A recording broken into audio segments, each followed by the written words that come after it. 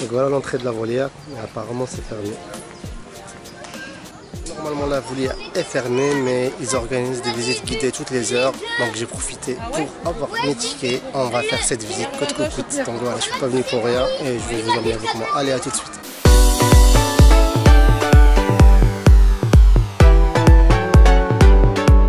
Salut tout le monde, c'est Younes, j'espère que vous allez bien de mon côté, ça va super. Donc aujourd'hui je me retrouve au zoo de Lille qui vient d'ouvrir ce week-end. Donc on va essayer de faire une petite visite pour vous montrer des nouveautés. Apparemment il y a une volière de plus de 700 mètres carrés immersive, donc on peut y accéder. Donc pour le moment c'est la surprise, même pour moi. Allez, à tout de suite. Donc l'entrée n'est pas ici, donc on va essayer de suivre les flèches pour y accéder. Ça met à pied, ça isole les sandales. Donc là on est rentré. Donc on va se diriger vers les volières, enfin les volières qui existaient déjà. Donc on va voir, est-ce que c'est toujours les mêmes? Oui. Exactement. Donc les volières existent toujours. Donc on a des grès de Chimay qui sont tout au fond dans la cabane. On a des conures de Patagonie. Les voici.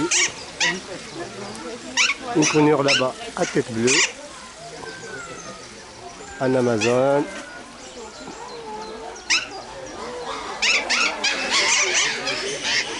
Voilà, là ils sont mis par terre. Excellent.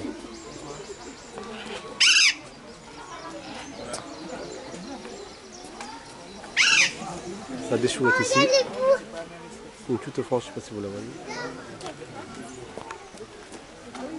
Et en face, on a des aras.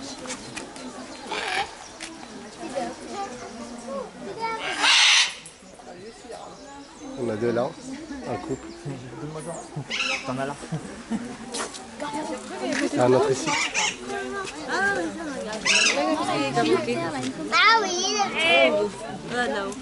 Tu n'arrives pas à voir, c'est pas très bien. C'est pas trop rouge. Regarde, il est tout.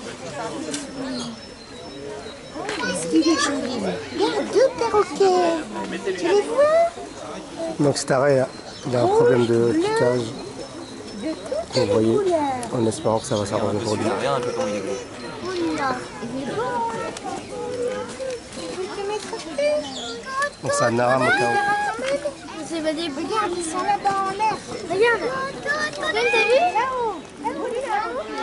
Les deux autres, j'ai l'impression qu'ils sont plus gros. Ils sont énormes. Bon là, ils ne bougent pas. On arrive vers les oiseaux rouges. Ah.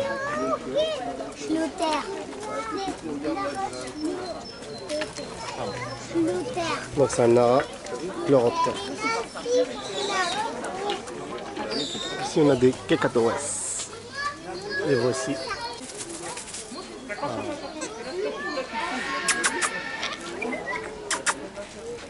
Voilà.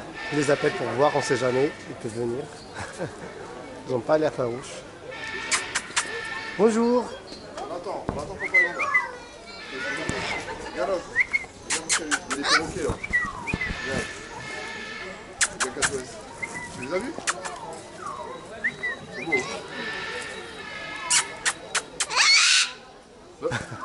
Ils dansent. Ah ouais, ça crie fort. Hein. On dirait il m'a entendu. Vas-y encore. Ah, magnifique. Renard. C'est trop beau ça. Ça c'est beau ça.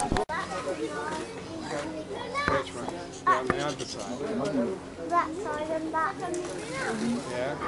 But that's for me. Which is female. Regarde. Tu les vois? Regarde.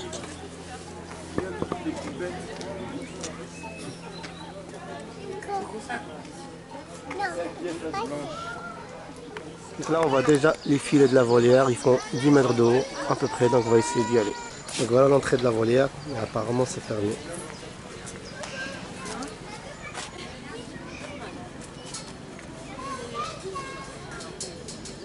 Normalement la volière est fermée, mais ils organisent des visites guidées toutes les heures. Donc j'ai profité pour avoir mes tickets. On va faire cette visite coûte que coûte. Donc voilà, je suis pas venu pour rien et je vais vous emmener avec moi. Allez, à tout de suite. Donc là je vais démarrer une visite guidée. Mon groupe est au complet, donc je vais pouvoir accepter seulement ceux qui ont eu un ticket en s'inscrivant à l'entrée. On est dans le sac. Le but de cette présentation, c'est pas de vous cantonner à quelque chose de particulier, c'est juste que c'est un petit peu nouveau.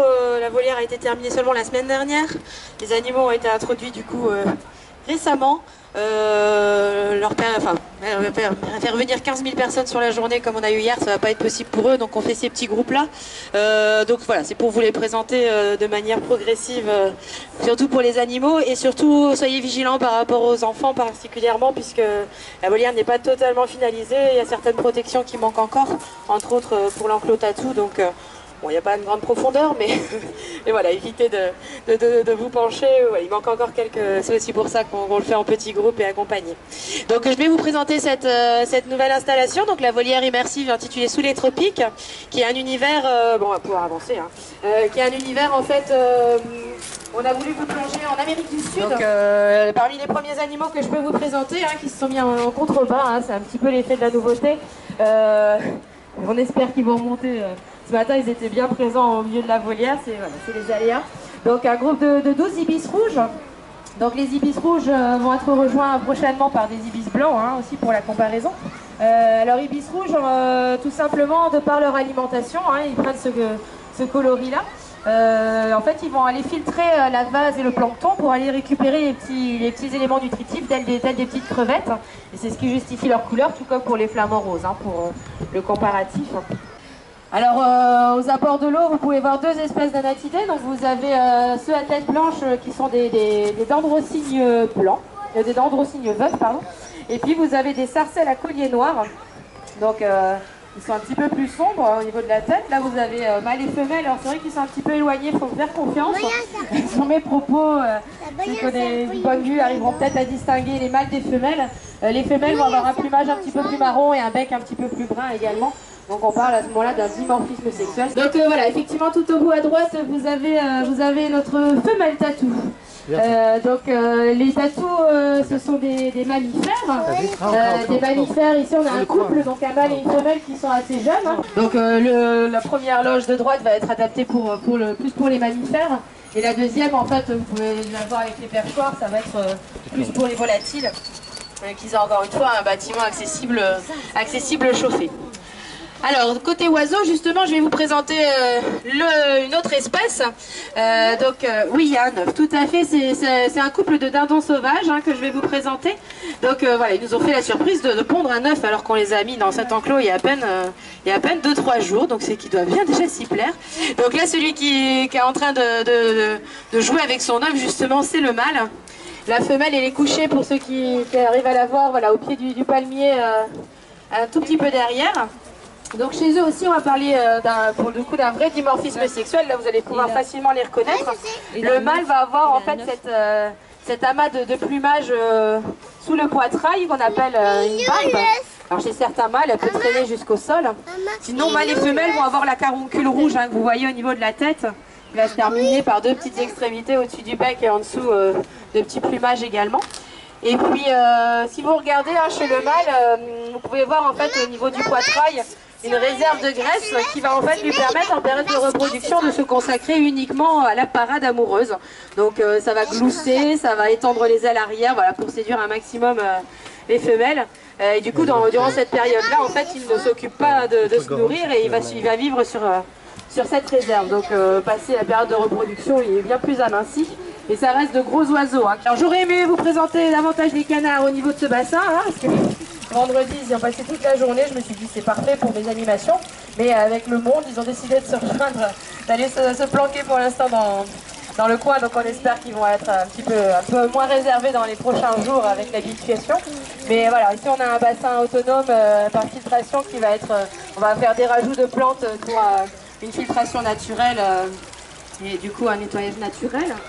Et puis bon là on va plus avoir d'espace à voir sur la descente, ceux qui veulent quand même profiter, on va quand même repasser par la montée parce que j'ai ouvert une porte pour éviter justement les intrusions, mais vous pouvez malgré tout profiter de la végétation qui est assez importante sur cette volière. une végétation qui s'est voulue donc, tropicale, hein, donc vous avez beaucoup de variétés, vous avez du bambou derrière vous, vous avez du figuier, vous avez des palmiers, vous avez pas mal de variétés de lèche, entre autres. Donc là, pour beaucoup, c'est des jeunes pousses, donc il faut imaginer aussi en ayant pris en mois et en années en ampleur, hein, c'est voulu. Alors c'est un travail, une réflexion qui s'est fait avec le service des parcs et jardins, avec un gros investissement, puisque sur la surface du zoo, il y avait quand même eu plus de 450 grosses pièces végétales qui ont été parsemées un petit peu partout dans les volières et ici également. Donc voilà, c'est ce qui vous projette aussi un petit peu dans cet univers-là. Et effectivement, ce qui va permettre de meubler cette grande volière qui fait quand même 750 mètres carrés. Donc 25 mètres par 30 mètres, avec du coup une hauteur qui varie de 7,50 mètres sur les mâts les plus bas jusqu'à 10 mètres de haut. Hein. Il y a 24 mâts métalliques qui ont été fixés. Alors c'est tout un filet que vous pouvez voir un petit peu par transparence. Hein. On a voulu aussi qui permette une ouverture sur le paysage. Donc de la maille de 30 par 30 qui permet en fait aux oiseaux de rebondir. Pris de stress, de gestes de visiteurs ou de croisements avec d'autres espèces, ça évite les blessures. Par contre, en contrebas, si vous regardez, vous avez un grillage un petit peu plus rigide. Là, c'est tout simplement pour éviter les intrusions des animaux non désirés. À partir du moment où vous mettez de la nourriture, vous pouvez avoir du rat ou autre hein, qui va vouloir venir profiter du repas. Donc ça a été pensé, tout comme l'enclos des tatous, hein, puisqu'on vous a dit qu'il creusait des terriers. Lui, il a été totalement grillagé par le dessous pour éviter évidemment qu'il joue à Prison Break et qu'ils aillent du côté du parc africain sous les pattes d'un rhinocéros ou d'un zèbre. Donc voilà. Dans la réflexion toujours, on a commencé à mettre quelques perchoirs, quelques lianes un peu partout. Alors ça va prendre là encore en dimension. Hein. On veut exploiter cette hauteur qu'on a réussi à obtenir de 10 mètres de haut, ce qui n'a pas été des plus simples. On regarde au niveau des arbres par un système de double cerclage. Donc là on le voit bien au niveau des arbres, vous avez un premier cerclage avec un filet qui va permettre en fait de retenir évidemment les oiseaux et les mammifères. Et puis vous avez un deuxième cerclage qui lui a un principe de sécurité si des branches venaient à tomber, la mat de feuilles, etc. pour ne pas casser la structure initiale. Donc voilà, c'est surtout cette hauteur-là qu'on va commencer à joindre un peu plus de plateforme quand d'autres mammifères vont arriver. Dans les oiseaux aussi, il y a pas mal d'espèces qu'on espérait vous en présenter beaucoup plus sur cette réouverture. Maintenant, vous l'avez entendu, j'imagine, cet hiver avec les informations. Il y a eu le problème de la grippe aviaire qui a fait son apparition. Donc malgré nos échanges qui sont en autre parc, les services vétérinaires ont bloqué les transports animaliers tant qu'on ne savait pas trop ce qu'il en était de cette infection et de toutes les vaccinations pour les animaux, les confinements ou autres. Donc il y a certains animaux qui vont nous arriver avec un petit peu plus de délai. Et puis certains animaux en fait qui nous ont fait la surprise de pondre beaucoup plus tôt qu'on ne le pensait. Donc ça vous permet quand même de savoir qui sont là et de les voir. Ils vont rejoindre la volière, mais dans les volières, si vous prenez dans le sens des pandas vers la maison tropicale, la deuxième volière sur votre droite, vous pouvez observer les tinamous élégants. Donc c'est une espèce d'oiseaux qui vont intégrer la volière, mais qui effectivement ont décidé de pondre avant l'heure, donc avant l'heure qu'on ne pensait en tout cas. Donc on va les laisser tranquillement terminer cette étape-là avant de les introduire ici. Vous avez également les pénélopes à gorge bleue. Dans la semaine, on va faire aussi rentrer de la sternunca dans l'enclos. On devrait aussi avoir du héron garde-bœuf, les ibis comme je vous ai dit. Après il y a plusieurs espèces comme je vous disais qui ont pris un peu de retard. On espère mettre voilà, pas mal d'espèces, j'ai envie de dire, vous les découvrirez au gré des jours et des semaines. Donc voilà, n'hésitez vraiment pas à revenir, en profiter. Donc jusqu'au 7 mai, le zoo reste gratuit pour tous. Si par contre vous êtes de Lille, L'Homme et Lem, je vous invite à prendre un petit flyer à la sortie. Vous avez toutes les indications pour créer votre pass zoo de façon gratuite pour pouvoir accéder sur le parc à votre guise. Pour ceux qui habitent ces villes extérieures, vous avez la possibilité de faire des abonnements également avec toute la documentation pour revenir. Et pour ceux qui voudraient en parler autour d'eux, donc ces animations vont être proposées pendant toutes les vacances d'avril, en semaine comme en week-end, hors mardi, jour de fermeture du parc, matin comme après-midi. Donc n'hésitez pas à en parler autour de vous. On propose également d'autres types d'animations qui vont voir le jour cette année, entre autres pour vous faire aussi découvrir d'autres coulisses du parc. Donc ces animations, soit vous nous appelez courant du mois de mai pour avoir les infos, sinon sachez qu'on a une mail list. Donc si vous voulez, vous pouvez laisser votre adresse mail à la sortie du parc. On les enregistrera et vous recevrez du coup un petit peu les informations dès que les dates et les inscriptions sont ouvertes. Voilà, je vous remercie à tous de votre attention. Je vais vous laisser profiter du reste du zoo. Si vous avez des questions, je vais rester disponible quelques minutes, donc n'hésitez pas. Et je vous souhaite à tous une bonne fin de visite. Donc là, voilà, la visite c'est terminée. Donc là, je suis dans le sas, comme vous voyez. C'est fait exprès pour que les oiseaux ne sortent pas à l'extérieur. Mais apparemment, j'ai demandé à la monitrice s'il y aura des baies crochues. Elle m'a dit non, parce que les filets ne sont pas adaptés. Donc voilà quoi. Mais bon, ça reste quand même une jolie volière avec un espace de plus de 50 mètres carrés, avec des animaux intéressants. Enfin, pour le moment, il n'y en a pas beaucoup, mais il y en aura d'autres. Donc voilà, allez, à bientôt. Tchuss. Viens, mon chéri.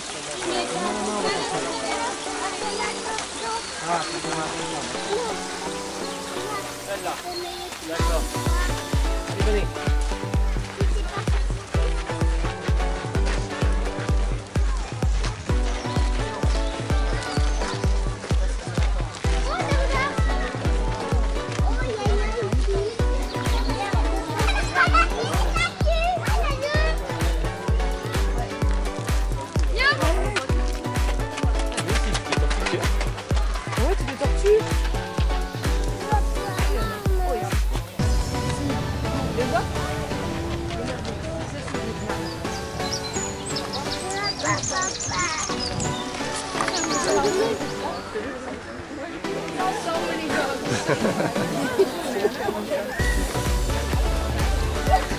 Michelle doesn't believe that it's a dog.